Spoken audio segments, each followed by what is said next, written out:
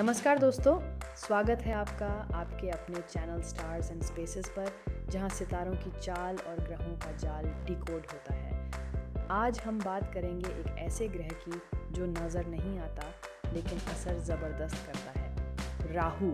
और हमारे साथ हमारे एक्सपर्ट मेजर पुनीत जैन। धन्यवाद श्रुति।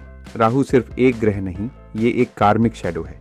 ये ग्रह नहीं है पर आपके जीवन के इल्यूजन का मास्टर है। सर, सबसे पहले हमें बताइए, राहु की जन्म कथा क्या है? कि सूर्य चंद्र को ग्रसता क्यों है? जब समुद्र मंथन हुआ था तब एक असुर स्वरभानु ने देवताओं को धोखा देकर अमृत पीने की कोशिश की, लेकिन सूर्य और चंद्र ने उसे पहचान लिया। विष्णु जी ने उसका सिर काट दिया। सिर बना राहु और शरीर बना केतु। तभी से राहु एक्लिप्सिस के समय सूर्य और चंद्र को निगलता है, बदले की भावना से। यही है इल्यूजन का जन्म। ये तो अद्भुत कथा है, लेकिन विज्ञान की भाषा में राहु क्या है? एस्ट्रोनॉमिकली राहु कोई फिजिकल ग्रह नहीं है। ये मून का नॉर्थ नोड है, जहां चंद्रमा सूर्य के पाथ को उत्तर की ओर काटता है।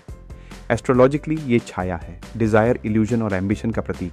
राहु शॉर्टकट देता है मगर उसका बिल भी मांगता है। इसकी राह अनकन्वेंशनल है और यही इसे इतना खतरनाक और खास बनाता है।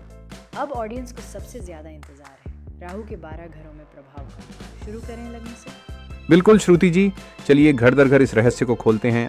मेजर साहब, क्या कभी आपने महसूस किया है कि कुछ लोग जिंदगी में शॉर्टकट लेकर भी टॉप पर पहुंच जाते हैं? क्या ये राहु की चाल है? चलिए शुरुआत करते हैं। अगर राहु लग्न भाव में हो तो क्या होता है? जब इंसान की पहचान ही एक रहस्य बन जाए तो समझ लीजिए राहु लग्न में है।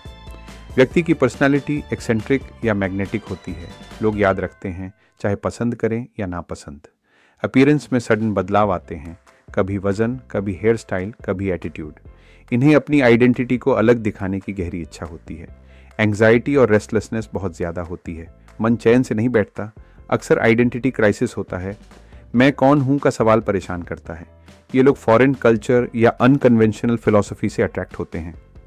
नर्वस सिस्टम से जुड़ी हेल्थ इश्यूज जैसे इंसोम्निया या माइग्रेन्स हो सकते हैं।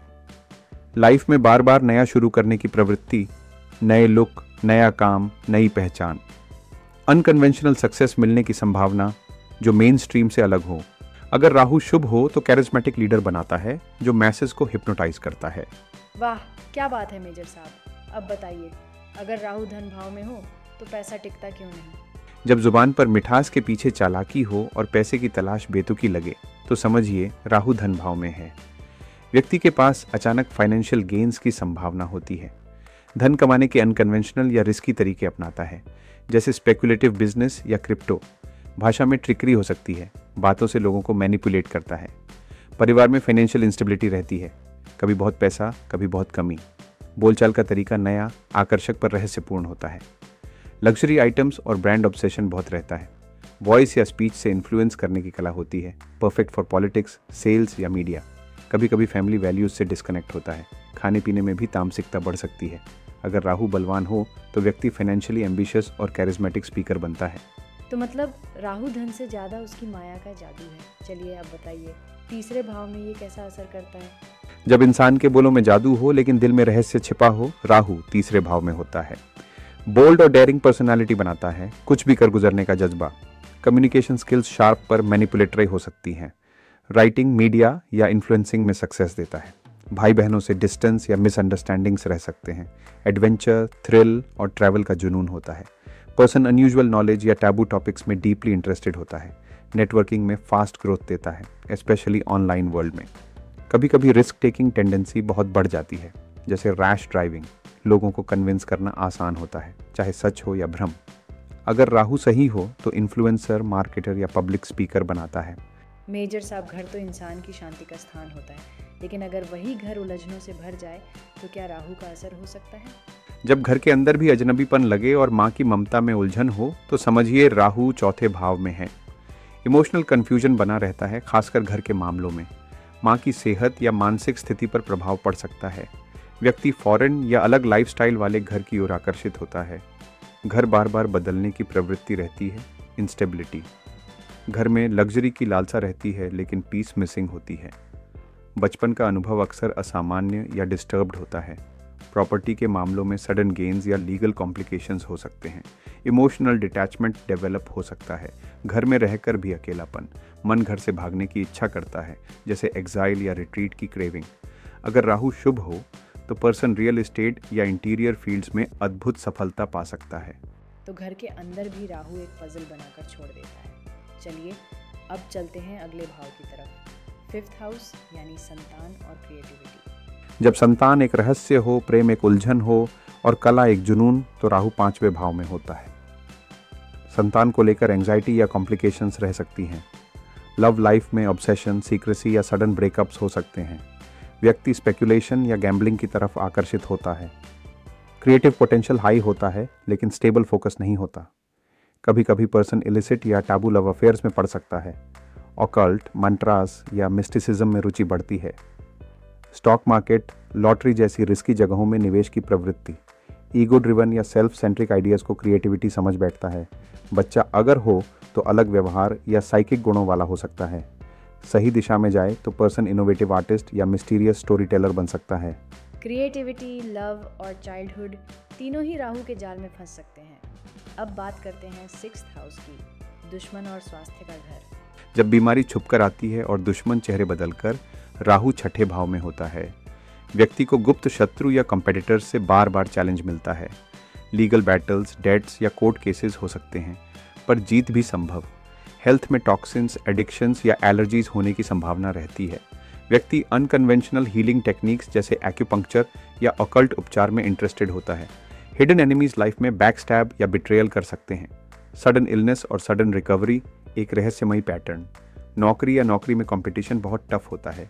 राहु पर्सन को डिटेक्टिव या इन्वेस्टिगेटर भी बना सकता है।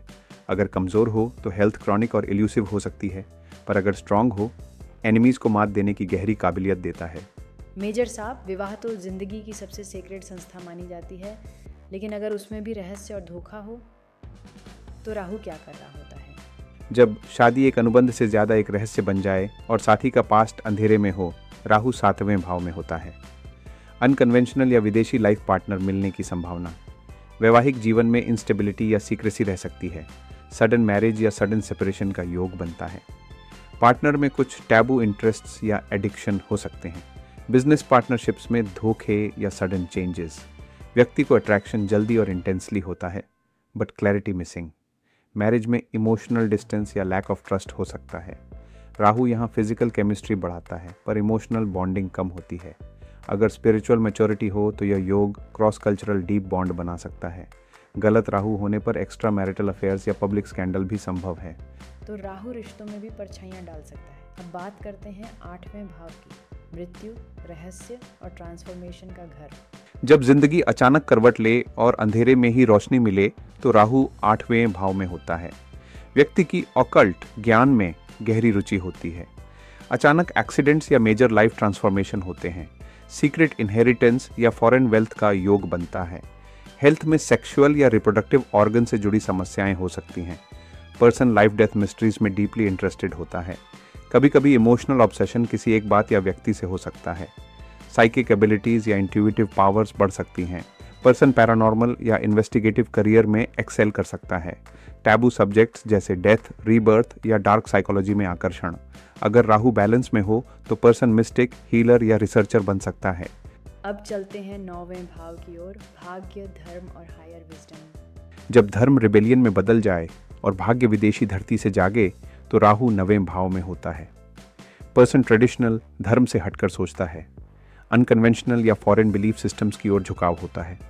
गुरु से कॉन्फ्लिक्ट या धोखा भी हो सकता है। हायर एजुकेशन में ब्रेक्स या अनयूजुअल स्ट्रीम्स का चयन।